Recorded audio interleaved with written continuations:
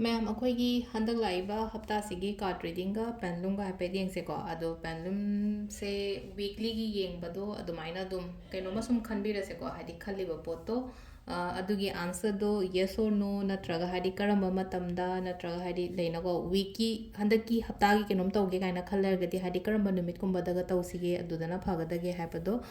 अदुगी मतुंगिना हाइफेटंग Young से को हाइदी pendulum की एनर्जी सिना हाइदी अखोइदा करी मैसेज करी गाइडेंस पिरके हाइबदो अदु हाइफेट येंगसे अदुगी मतुंगदको अखोइगी कार्ड की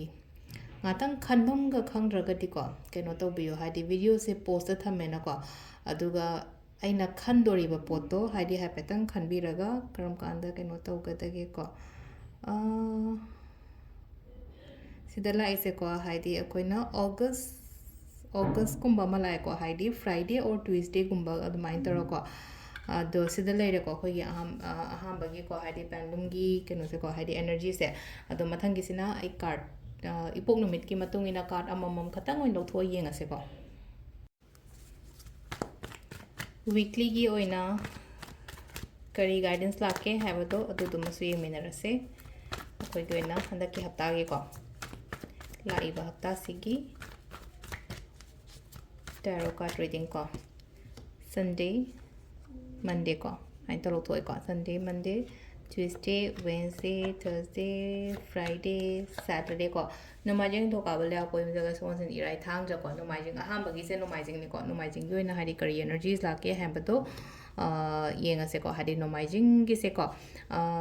planning phajana taw ko hajik se ko hari aina tawri ba thabak to hari progress amuka hina la o haina pi ko chat pa khot pa gumba khatang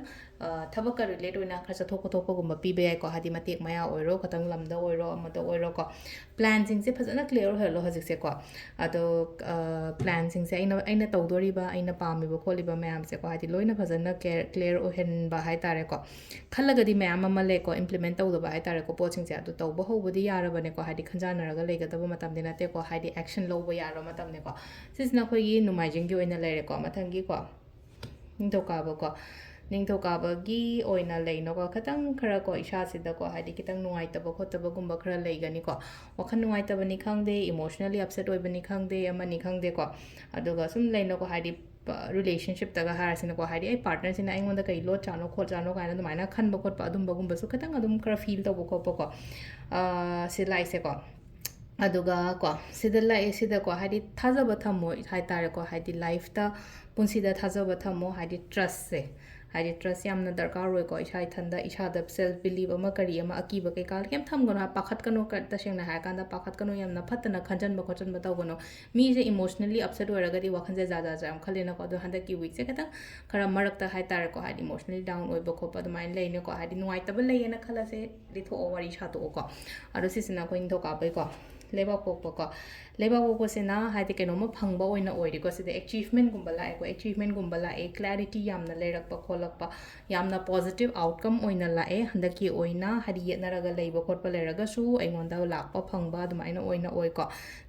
jisina khoi le apol le ko yumja kaisa ko yumja kaisa se na ko giving receiving ki type tam la ko giving receiving ki type tam la haraga di kamaina no hai kan se da mateng gumba mi gi tawbiyo yaraga de ko aina mi gi mateng taw matam da ai ngonda dum phana la ko khopa dumaina oi ko charity to boda kai ba kemta leite ko ado balancing di taw ko khatang balancing taw ba hai ba ya tra di hadi are yere loi pi bana ta ba hadi khara e si ma se ngonda si ki part si ma di ai taw ba yare ko mi gi damak ta kaina khallaga dumaina gumba tawbi ba ko ado jaga se ko sagon sen gi oina ko se da lei ko sagon sen gi oina se lai se ko kitang ko poching da nuai ta ba khota ba myam du adu da gi tholak pa oina oi ko hadi tholak pa heal torok pa hakchang nuai ram de gain khala se mamang gi hapta se ko handa ki oina hakchang se kitang nuai pa khot pa poching je loina settle down torok pa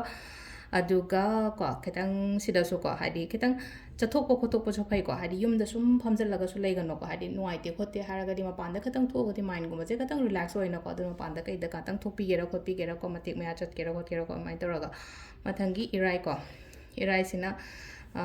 keno gumba lakpa pi ko proposal gumba kari ma hai tare ko ai gi life ta lakpa ado hajik se matam ni am chara bani ko haidi aina pame po che pangthok pa ya ba gi matam ni am chara bani haidi na ga jum khalaga le na khala se ado do hajik se